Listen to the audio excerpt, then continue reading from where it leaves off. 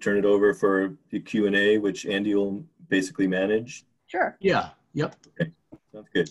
All right. We broadcasting now. Yep. So, hello, everybody. Thanks a lot for joining us. I'm Jordy. This is Jordy Vining. I'm the city's senior project manager and the sort of liaison on this Safe Routes to Schools project. We also have with us Heather Shan, the ward counselor, and we have Ed Henderson, the superintendent for the state contractor, RM Pacella, that's constructing the Safe Routes to School project. And we have planning director, Andy Port, who is managing the Zoom webinar. Tonight's virtual public meeting, this is intended as an opportunity for people to ask questions as construction gets underway on this project. And I thought I'd try to give a very quick overview, and then we basically just open it up to questions and answers, which Andy will manage. I would also note that, I am generally available by email through the planning office for future questions, and that Ed, as the superintendent, he's in direct contact and direct touch with the abutters as the contractor starts working its way down High Street. And there's a good deal of information and documents on the city's website about the project, and we're going to try to post updates on the city's website as the project proceeds. I would also quickly note that this is not really a forum to ask about significant changes to the project. There are some tweaks that we can make, but the project's gone through a pretty extensive design process for the past couple of years. And the contract's been awarded, and the state's project budget is set. So there's a contingency associated with that to deal with unexpected things that come up. But in terms of larger changes, that's probably not feasible. So again, just quickly, this is a $2 million federally funded project through the Safe Routes to Schools program. The project's primarily intended to encourage children to walk and bicycle to school and to improve safety. The federal program was created about 15 years ago, I believe. And about 7 years ago, some parents here in Newburyport advocated for the city to apply to the program. And an assessment was conducted by consultants, and the High Street project was recommended, which focuses on rebuilding and upgrading sidewalks and handicapped access ramps and crosswalks with shorter crossing distances and pedestrian activated flashing beacons to stop motorists. So it's not the full length of High Street. It's about 1,000 feet, I think it is, between about Ting and Buck Streets. And so that's a very quick overview. And I guess with that, I'd like to turn it over to Andy to manage the sort of virtual Q&A. So this is Andy Port. If there are, it looks like we have 7 folks in the audience right now. I don't know whether any of those folks have questions. We're happy to pull up some renderings and the plans and so forth. But if anybody is interested in asking questions, you can just use the raise hand feature in Zoom. And there's actually just a little slide I'm going to show here that explains that. But there's a raise hand button at the bottom of the screen you should see if you put your cursor there. If anybody has any questions, feel free to ask. Those questions can be answered by either the contractor or Jordy Vining, who's our local contact for the project. So Andy, I have a question. Yes.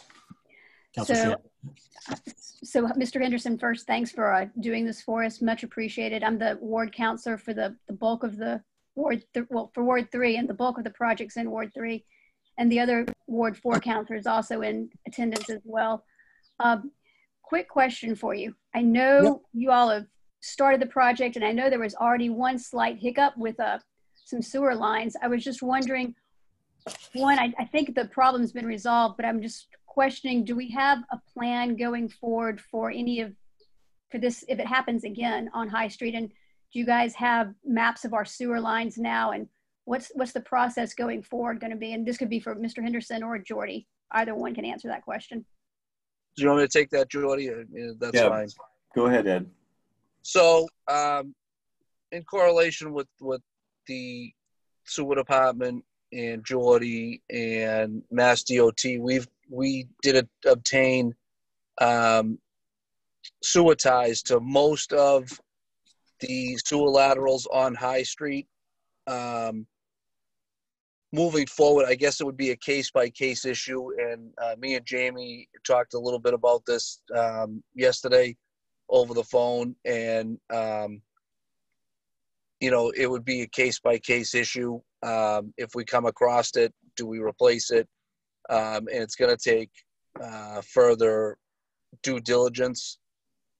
Going into people's homes, I don't know if that's the answer right now yet until we move forward where these structures are going, that maybe we should. There's just a few unanswered questions that we've put the feelers out to the town to see what we're going to exactly do if we do come across this again. So, but whatever needs to be done and needs to be taken care of, obviously as the contractor, we will do our due diligence to make sure that this doesn't happen again. I guess this is Jordy. I'll just jump in to supplement that.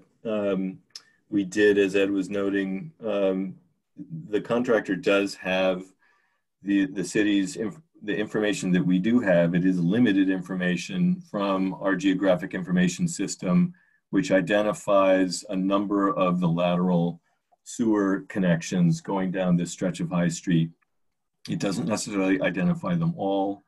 Jamie Tuckalo at the DPS noted that it's always sort of partial information, and that we tend to have information on the newer connections that have been made as people have done renovations and so forth over the years. So we have, we know that there's going to be a mix of old laterals and new ones. We know generally what depth they're located at. I'm pretty sure the contractor is going to be as careful as possible as where we have to dig in the vicinity of these. And as you said, we're going to have to go forward on a case-by-case basis. Jamie did say that sometimes when in an old city like ours, when whether it's municipal or state or any other projects that's happening in the roads, sometimes it can aggravate pre-existing conditions or issues with pipes such as these, and they have to be dealt with as we go.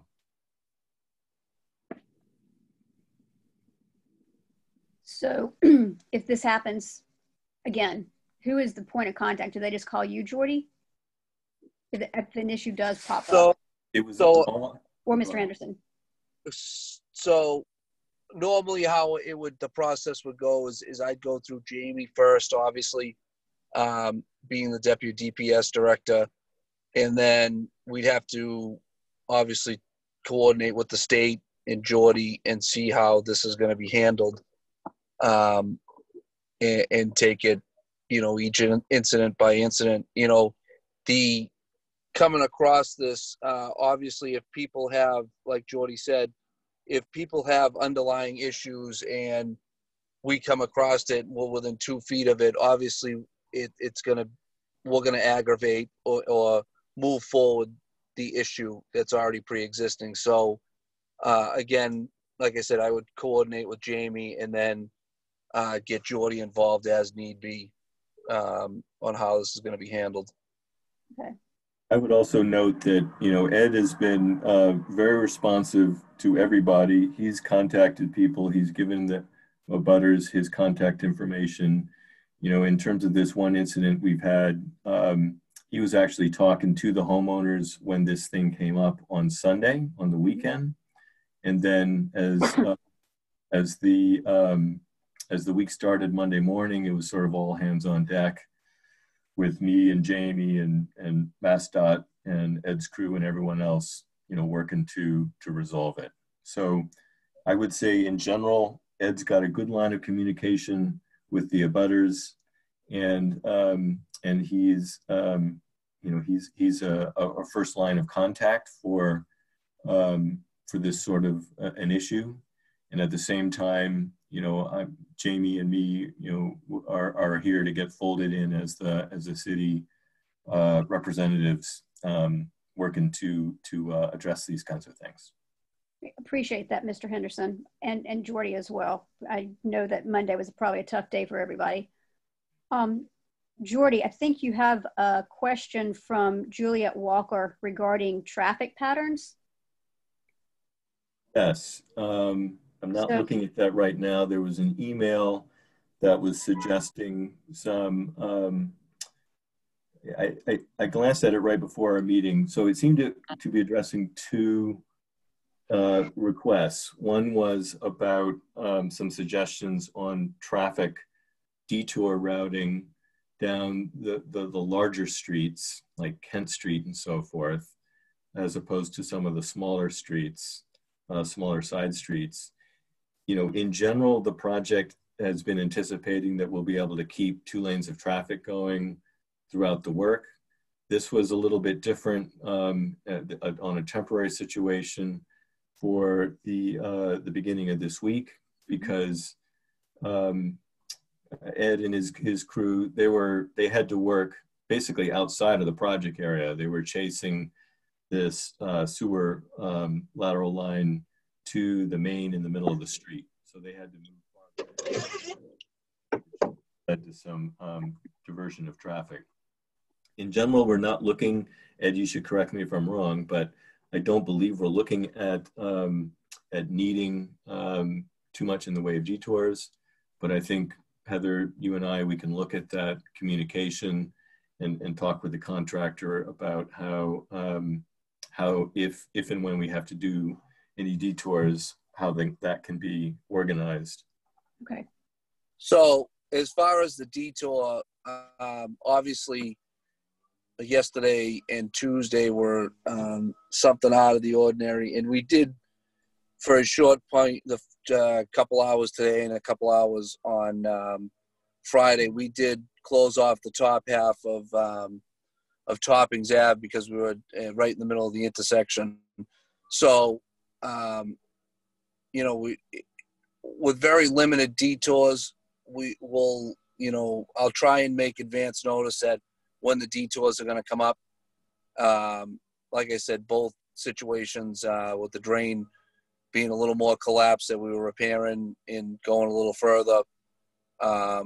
It was kind of a quick reaction to make sure that we could get it finished without anybody getting interrupted. And then as far as the sewer, we were obviously, like Jordy said, we were out of our work zone. I can guarantee that at least 70% of the time we're going to be down to 2 lanes, obviously, with notification, 500 feet to 1,000 feet in advance of the job, so that everybody's aware that it's going down to 1 lane or 2 lane traffic. Thank you, Mr. Henderson. So I'm guessing it was just an abnormality that happened this weekend. We don't truly expect that to happen again, but you will give a notice ahead of time in case you do see that, if it does need to happen again. So, all right. That's correct. Yes. Planning forward, obviously we do a 3-week look ahead, and we can plan a little bit better unless we have another situation like we did. Hopefully not, but in that case, we would have to divert traffic, the safest way possible. Okay. All right. Well, thank you for answering that one. Andy, I'll leave it to you for the questions you're seeing online right now. Sure, thank you. I see that we have Councilor Wallace in the audience. Did you want to ask a question or express a concern? Yes, I did. Thanks. Hi, this is Christine Wallace. I am the Ward 4 counselor. There's a small piece of Ward 4 within the project. Even though there may not be a lot of people on this call, I have a feeling people will be listening to this or watching this later. So could you give just an overview of the schedule? I know that's kind of broad, but what you expect to happen throughout the next few months, and then what exactly are these look aheads, and what if schedules change? How can residents find out that information? So is on the Pachella aspect of it, we have a bi-weekly meeting with Mass DOT and the city of Newburyport. And we do I try and do a 3 to 4 week look ahead. Sometimes you have unforeseen issues like the sewer issue we had on Toppings Lane. So as of right now, our 3 to 4 week look ahead is to continue drainage down to Summit Place on both sides of High Street. And then we're going to stop at Summit Place. We're going to go back to Ting Street on the high school side of Ting Street, and we're going to remove the curb and sidewalk on the Ting Street of the high school side of High Street. And we're going to start with new curb and concrete sidewalks, anticipation that everybody's going to go back to school in September. So we'll start on the high school side and then follow behind on the opposite side with the brick sidewalk, the pedestrian crossings, the center islands, and new curb and brick sidewalks on the south side of the project. So, or that may be the north side of the project. And that's kind of within 3 to 4 weeks. I can't speak further than that right now because I don't really know if we will have any issues going down the road, as far as crossing existing utilities. We ran into a little bit of ledge today. So all that is, this is just a estimate of, 3 weeks out. I try and stick as close to as I can with the 3 weeks. But obviously, Newburyport's an old city and it's like an archive going into the ground sometimes. So we can submit to the town, I would say, if correct me if I'm wrong, Jordy, when we have our, when we have our meetings, proposed look ahead for a schedule. But I can't guarantee that it's going to be 100% followed due to what we come across, what type of materials are in the ground, what obstacles we have. So with that being said, Jordy, do you have anything to? Sure. I think that was all well said. Christine, we are going to post when we have these sort of month look ahead and we know something is advancing on the project, we're going to post that on the city's website so people can visit the city's website and find that information. I'm pretty sure we posted essentially that this first month of work is focused on the drainage, and starting in the high school vicinity and working its way along. As Ed has pointed out, he's looking to take advantage of the fact that school is out of session and we don't have the craziness of the arrival and dismissal times, so that he can focus on getting the work done in the high school vicinity. Andy, I don't know if you want to maybe just pull up the key plan or something like that. Sheet 5, if I'm remembering right, something along those lines of the plan set. Sure, I'll do that. But so he's going to be, so the short answer is that we're looking for, in the coming weeks, for him to continue to work on the drainage. And then, in the summer, early summer, working on, as he was saying, the sidewalks and curbing and so forth in the vicinity of the high school. Once he can finish that work in the high school vicinity, and here on the screen, the high school vicinity is over on the left of the screen, right in this sort of area between Toppins Lane and the Summit Place, half of the project corridor, or a third of the project corridor. Then he'll continue moving along east there, addressing drainage work, throughout the rest of the corridor, and then coming back to deal with curbing and so forth. The state, Mass DOT, has in the contract with Pachella, they're allowed 2 construction seasons to finish this job, depending on how much unanticipated, unseen stuff happens. If all goes reasonably well, Pachella has said they hope and think they could get done this calendar year. So we'll have to see how that plays out in the coming months. Great. The only, just let me interrupt for a minute. The only thing that will probably have to be done in the spring of next year is paving. But the outlook as of right now is May of next year to be paved in the whole job. But hopefully, like I said, hopefully if everything goes well through the summer, that we could be in a position that when we come back in April, that it's just milling and paving the whole job. But I mean, that's basically the minor part of the job. Right now is kind of the meat and potatoes of the job, doing the drainage and sidewalk. And it is going to be tedious, and we are going to run into stuff. I kind of use Quincy as the last big job that I was in charge of. We are 2 or 3 months ahead of schedule there. So if we can do that with school being out up here, I think we'll be in a good position for next year. Great. Yeah, that was my next question is, will it go into next year? So that answered that. It will go into next year because by Mass DOT regulations, the temperature outside has to be above 42 degrees and rising in order to pave. So they're not going to subject to paving in November, December. So that would be, unless things go a lot smoother and we're down to the other end by the end of September, then they'll be paving in October. But I can't, like I said, I can't guarantee that now.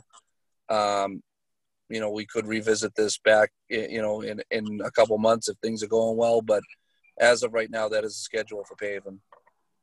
Okay. My next question, and maybe it's more for Jordy and Andy, just a lot of questions I've been getting from residents. They get confused on the different projects on High Street, and I explained to them, this project is a standalone project. It's federally funded. It's not coming from the Chapter 90 money. Right. But then I get the question about the striping and the pavement conditions on the rest of High Street. And I had asked the mayor a couple council meetings ago, what the status is, and we're still hearing, we're waiting on information. I realized, the situation has changed. We don't even know what Chapter 90 money we're getting from the state right now. But can you talk how these two projects would tie together, or how they don't tie together at all, just so we can kind of help people understand the difference, if that makes any sense? I can jump in. I mean, quickly, the federally funded state project here is focused on about 1,000 feet of, if I'm remembering that correctly, this sort of portion of High Street. High Street is about, just to jump in, it's almost 3,000 feet. 3,000 feet. Okay, I got that wrong. But High Street itself is a couple miles long. So my basic point, even though I was way off on that number, was that the state project is a piece of High Street, and that includes the repaving, as Ed was talking about, and that includes the restriping of this section in the middle of High Street.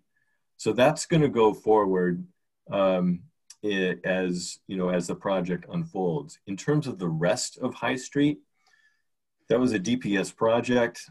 Andy and I in the planning office are sort of spectators to that, and I don't think Andy can speak for himself. I don't have any additional information on what's going to happen with the finishing the striping on the rest of High Street to the east and west of this project area. That became very complicated with the poor job that subcontractor did, and then issues trying to get them to perform. Andy, I don't know if you have anything to add to that. Yeah, I just one thing. Obviously that's still in process of being resolved, and a schedule being attached to fixing some of those problems, which I agree with are quite crazy what happened with that project. But as I understand it, Jamie Tucolo, who's the Deputy Director of Public Services, is coordinating that issue with the mayor and others involved, obviously.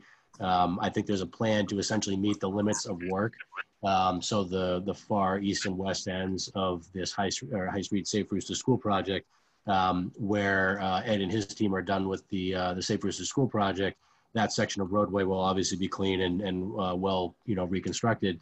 But the other portions further east and west of that will be resolved And I think the best person to answer those questions would probably be Jamie Tukala, who unfortunately is not with us right now, but I know that he and the mayor have been working hard to get a plan in place to have those issues resolved, and obviously make sure that the contractors are held responsible for their portion of that. Ultimately, the intention Okay. is, you know, the pavement and the striping will all match up, you know, on at the mesh points of these projects. Correct. So just so that everybody's clear, this project, when you're done, it does not need to be touched again. And I understand that it's not, but I was getting some questions. I mean, so there's, you know, nothing is going to be compromised, nothing. I mean, it's done. It's That's okay. correct. Full Okay. comprehensive. Yeah. Yep. I think that's it for my questions. Thank you. Jordy, I just wanted to note, and for Heather as well, there's a question from George and Dina Troop from 244 High Street. They're wondering approximately when the replacement of sidewalks will be done and how it will affect getting access to their driveway and the general timeline for completion of the project. Could you speak to that? Maybe I'll turn that over to Ed. 244, I think, is in the general vicinity of the high school area across from Summit Place. So, Yeah. Go ahead. I have to look at my calendar. As of right now, with the issues that we've run into, give me 1 second here. So it looks to be about June 8th that week that we would be over to that side. And obviously, prior to, we notify everybody that, you know, if they can't use, because that's a brick sidewalk. So I will have stuff available for them to drive on temporarily till we put the brick in. But I'd like to get the driveway aprons done first, so we're not limiting everybody's access to their driveway. So, you know, there will be advance notice of, you know, when DuPont will be in there to install the brick and concrete wherever it may be. So it's not like they're going to come home and, you know, they're not going to have access to their driveway. They will know, and there will be plenty of ways for them to get in, whether putting material on the edge so they can get in and then removing it the morning the brick crew's there. We will always try and maintain a constant access to their driveway. Unless, oh, go ahead. Ed, sorry, this is Andy. Could you just clarify how that contact or outreach will be given to any of the residents that are abutting High Street when that work is done? As I did prior to starting the job, I will notify the neighbors with a notice.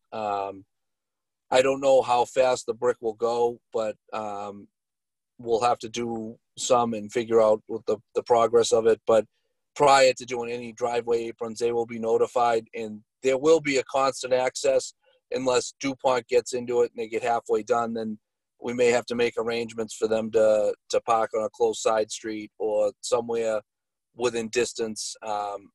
It's, you know, just a little too early to say what's going to happen with the brick crew.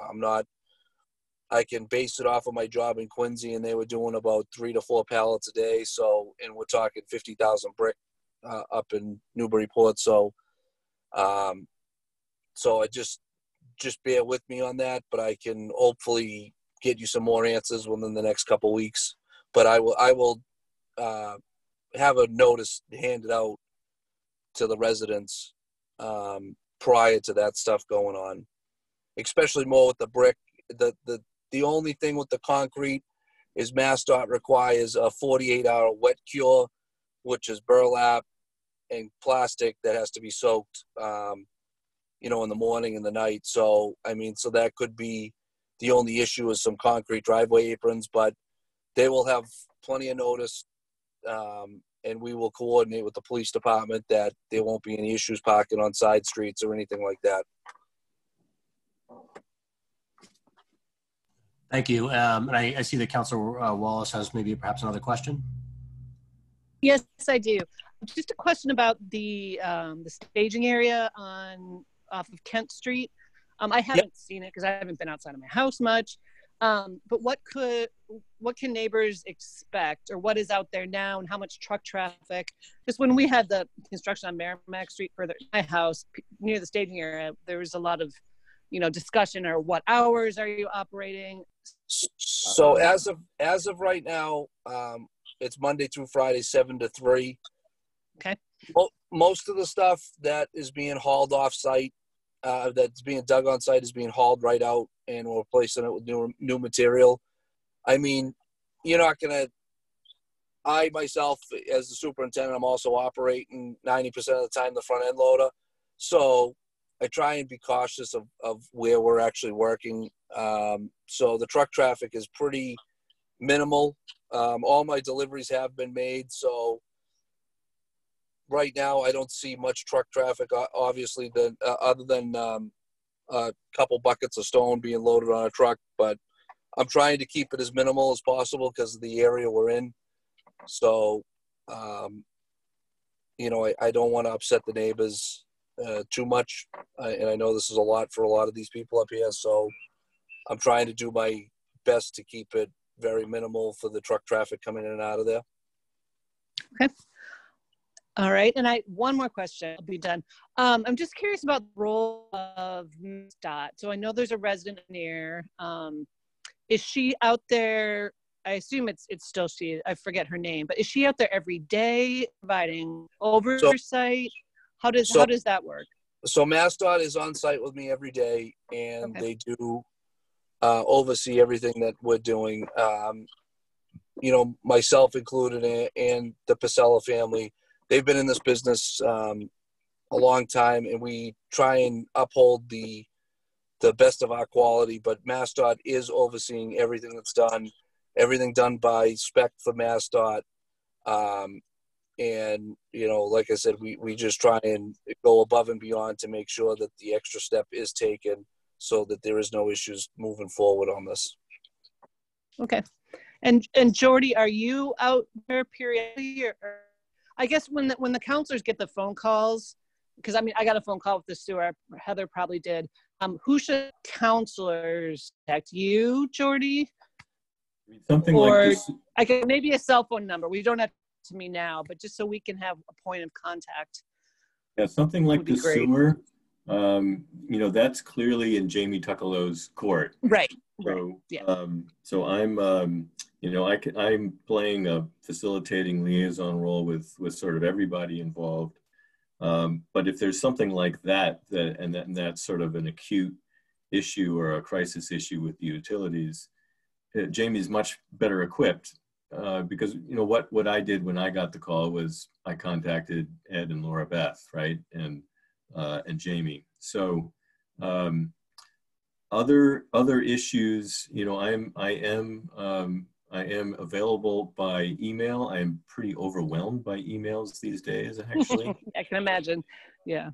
I have been giving my personal cell phone out, but I do try to limit that because just don't necessarily need that floating out in the world with everyone under the sun. Right. So I think I've been pretty reachable, and we have multiple points of contact on this job. Laura Beth Solomon, she's the Mass DOT resident engineer who's overseeing the whole job. It's her job. We're sort of liaisons to her. She's been giving her contact information to everybody. We'll make sure they have her contact info. Okay. So I have a quick one. Mr. Henderson, you were going to be using Cushing Park pretty much all summer long and into the fall. When you're done, is there anything that's going to be done to the surface area in the park? Is there's any damage done? Do you all fix that, or does that also have to wait till spring when you can repave again? If you could bear with me 1 minute, I'm just pulling in my driveway. Hold on 1 second. Sure. It pulls in. They basically told the Parks Commission that was a similar question that came up in terms of oversight of that parking area. If there is any damage, then Pachala will address it, and if it comes down to actual sort of skim coat or repaving or something like that, it will have to be within the parameters of that 42 degrees and rising. So I can speak Heather, on that. All right, I go can ahead, speak Ed. on that briefly. As far as I know, like Jordy covered it, it probably wouldn't be till the absolute last portion of the job is done, so we could stage our paving equipment there at night. So that would probably be the last thing that was done as we pull out of there. But Okay. you know, if there's stuff that, you know, we pave every day almost. So if there's stuff that arises, you know, I mean, I'll probably most likely patch it just so it doesn't create more of a problem. But as I'm aware of, that we are going to take care of if there's any damage done to the parking lot before we leave. Okay. My only concern is that is our main parking area in the wintertime. So. Yeah, that, like I said, that'll be taken care of by the time we leave there. Okay.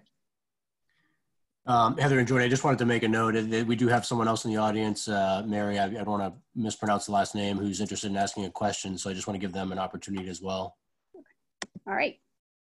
Mary, do you have a question for the group or a comment or concern? Yes. We've spoken about what happens with our driveways and the 2 lanes of driving, but I don't have a car, so I need to walk everywhere, and especially during this pandemic, I need to be able to walk out to Market Basket with my cart to buy groceries and such. Will I have access to the sidewalks throughout, even when the work is being done in my neck of the woods? So where are you located, ma'am? I'm on High Street, right, 2 doors in from Kent Street. Okay, so the plan is to do one side at a time. So the high school side, obviously, and then the other side following that. But we will have temporary crosswalks put in, so there is access to a sidewalk for you to walk on. Okay, but I won't be blocked from getting out of my front door at any point? No, absolutely not. We try and make everything as safe as possible, so everybody can get access in and out. And you know, deliveries will still be able to. And if that means temporary asphalt ramps, you know, everything will be, at the end of every night, everything will be taken care of, so people have constant access. Okay, great. Thank you. Yep. Thank you. Are there any other questions from the general public? Anybody else have any questions or concerns for the group here? Obviously, there's information on the city's website. I see Thomas Murray. Do you have any questions or comments?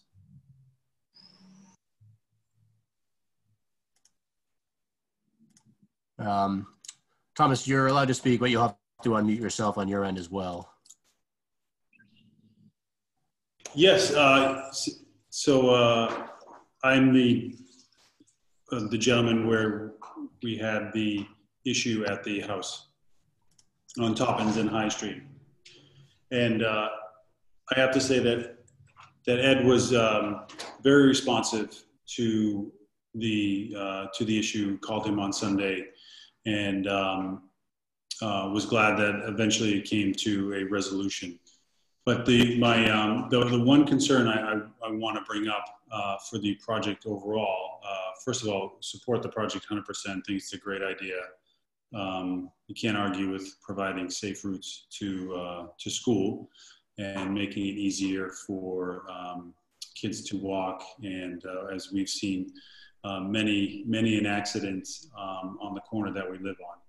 But anyways, it appeared that running into sewer pipes was obviously an unanticipated consequence of the project.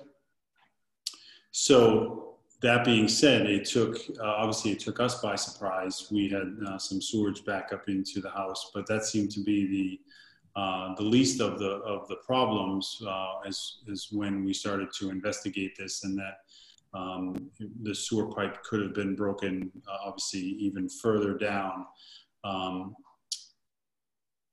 And through the discussion, there was a potential that it was going to be a resident's responsibility to take care of that sewer pipe, as under normal circumstances, apparently in Newburyport, that is the rule, which is fine. but these were not normal circumstances. So so when we entered into that discussion, it took us by quite a surprise, as there was not a discussion prior to this project that, when we do this, we're going to be digging, however many feet down outside of your house, and there's a potential that some of your pipes or infrastructure would be damaged. So, so I think that it's important for the residents along the route to know what those unintended consequences are, and how that will be remedied. And I do believe now that the contractor, the city, the state, they obviously have gotten together to come up with a plan to address that. But it was a very trying, day and a half, 2 days when this occurred for an individual to face. And I think that if it was another family besides my wife and myself that didn't ask questions or potentially push back a little bit about, what the resolution would be, somebody that would say, I'm responsible for this, and then allow, and then potentially be taken advantage of. No, I'm not saying intentionally, but that is that could have been the end result. So that being said, I'm not laying blame anywhere. I think obviously these things come up in projects, and I just want to make sure that the residents along this route are they're notified, they're protected, they're informed, they're supported, so this doesn't happen again. So thank you, everybody, for taking care of this. I know it turned out to be quite a big job, and I'm obviously glad that it's over and moving on, and I hope that it does not happen again, but based on the nature of the city and the piping, it actually appears that it could happen again. So that's what I have to say. Thank you. Thank you, Tom. And I just want to say, I appreciate your patience, Tom. It was a very trying time. Being a homeowner myself, I completely understand it. But as I told you in prior to this, if there's anything you guys need, please feel free to reach out to me. And it was handled very well by everybody, and I'm glad that we could come to a resolution.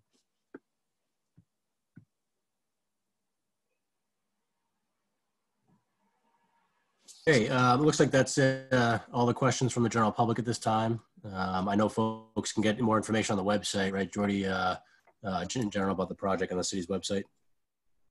Yep, and can email me with questions as they come up, and contact any of these other contacts of the team involved.